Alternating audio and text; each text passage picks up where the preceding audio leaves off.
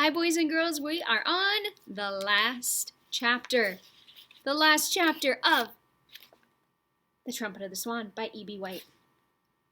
The Greening Spring is the title. Lewis and Serena were more in love than ever. When spring came, they flew north, Lewis wearing his trumpet and his slate and his chalk pencil and his medal. Serena wearing nothing. She doesn't have anything to take with her. Now that he no longer had to work and earn, Lewis felt a great sense of relief. No more would he have to carry a money bag around his neck. The two swans flew high and fast, 10,000 feet above the earth. They arrived at last at the little pond in the wilderness where Lewis had been hatched. This was his dream, to return with his love to the place in Canada where he had first seen the light of day. He escorted Serena from one end of the pond to the other and back again. He showed her the tiny island where his mother's nest had been. He showed her the log Sam Beaver had been sitting on when Lewis had pulled his shoelace because he couldn't say beep. Serena was enchanted. They were in love. It was spring. The frog was waking from his long sleep. The turtle was coming to life again after his nap. The chipmunk felt the warm air, soft and kind, blow through the trees, just as it did in that springtime when Lewis's father and mother had visited the pond to nest and raise their young. The sun shone down, strong and steady. Ice was melting. Patches of open water appeared on the pond. Lewis and Serena felt the changing world, and they stirred with new life and rapture and hope. There was a smell in the air, a smell of earth waking after its long winter. The trees were putting out tiny green buds. The buds were swelling.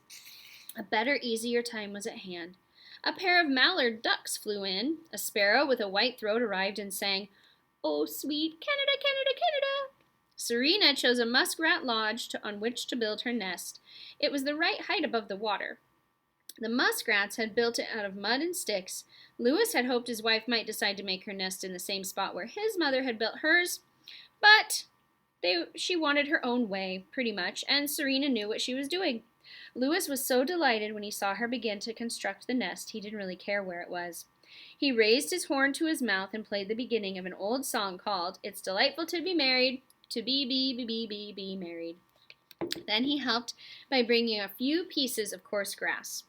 Rain or shine, cold or warm, every day was a happy day for the two swans. In time, the eggs were laid and the cygnets were hatched, 4 of them. The first sound the baby swans heard was the pure, strong sound of their father's trumpet. "Oh, ever in the greening spring," he played, "by bank and bow retiring." Life was gray and busy and sweet in the little lonely pond in the North Woods. Once in a while, Sam Beaver would show up for a visit, and they would have great times together. Lewis never forgot his old jobs, his old friends, or his promise to the head man in charge of birds in Philadelphia. As the years went by, he and Serena returned each spring to the pond, nested, and had their young. And each year, at the end of summer, when the molt was over and the flight feathers grew back in, and the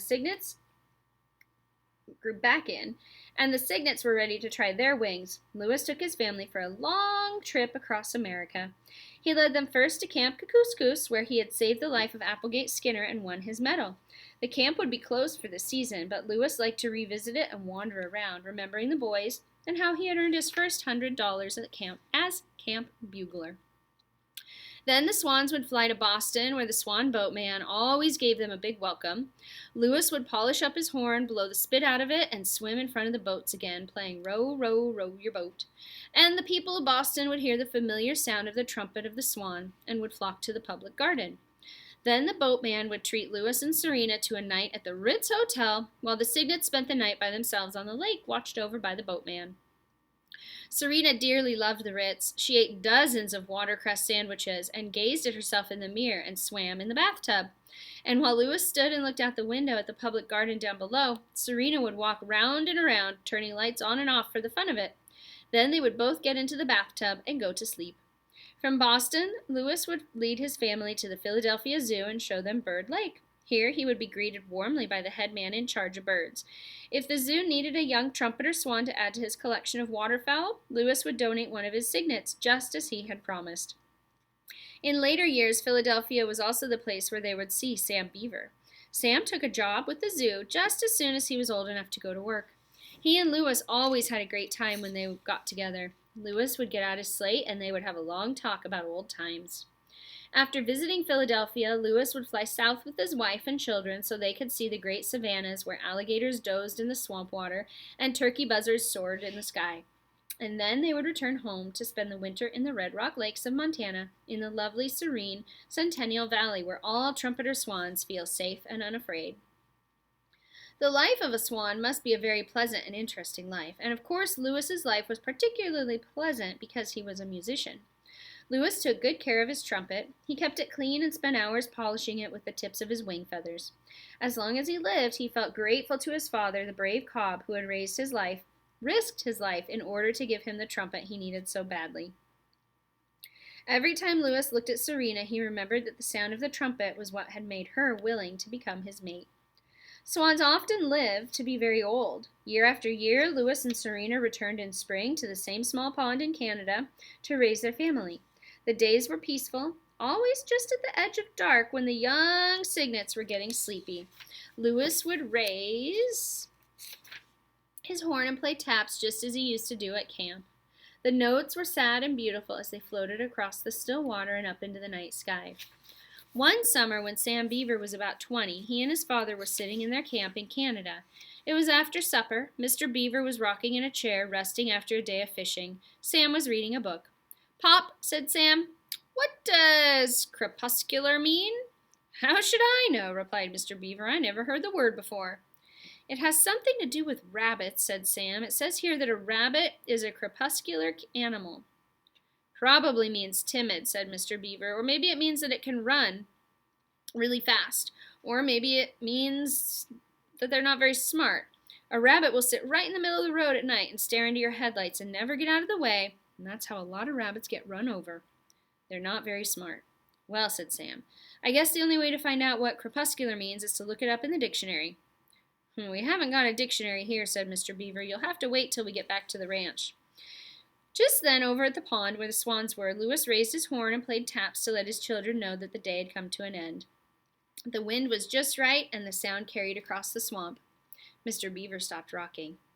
"That's funny," he said. "I thought I heard the sound of a trumpet just then." "I don't see how you could," replied Sam. "We're alone in these woods." "I know we are," said Mr. Beaver. "Just the same, I thought I heard a trumpet, or a bugle." Sam chuckled. He had never told his father about the swans in the pond nearby. He kept their secret to himself.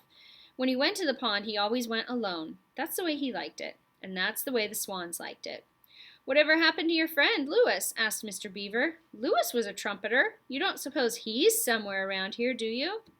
"He might be," said Sam. "Have you heard from him recently?" asked Mr. Beaver. "No," replied Sam. "He doesn't write anymore. He ran out of postage stamps, and he has no money to buy stamps with." "Oh," said Mr. Beaver. "Well, the whole business about that bird was very weird. I never did fully understand it." Sam looked across at his father and saw that his eyes had closed. Mr. Beaver was falling asleep. There was hardly a sound to disturb the stillness of the woods. Sam was tired and sleepy too. He got out his notebook and sat down at the table by the light of the kerosene lamp. This is what he wrote. "Tonight I heard Lewis's horn. My father heard it too. The wind was just right, and I could hear the notes of taps just as darkness fell. There is nothing in all the world I like better than the trumpet of the swan." What does crepuscular mean? Sam put his notebook away. He undressed and slid into bed. He lay there wondering what crepuscular meant. In less than 3 minutes, he was fast asleep. On the pond where the swans were, Lewis put his trumpet away. The cygnets crept under their mother's wings. Darkness settled on the woods and fields and marsh. A loon called its wild night cry. As Lewis relaxed and prepared for sleep, all his thoughts were of how lucky he was to inhabit such a beautiful earth, how lucky he had been to solve his problems with music, and how pleasant it was to look forward to another night of sleep and another day tomorrow, and the fresh morning and the light that returns with the day. That is the end of The Trumpet of the Swan by E.B. White. I hope you've enjoyed it. I'm going to show you the last picture in the book right now of the pond where, let's see if I can get this lined up right. Sorry, kiddos. Everything's backwards when you film. There we go.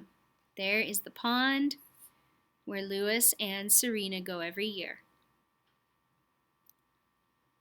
I hope you enjoyed the story.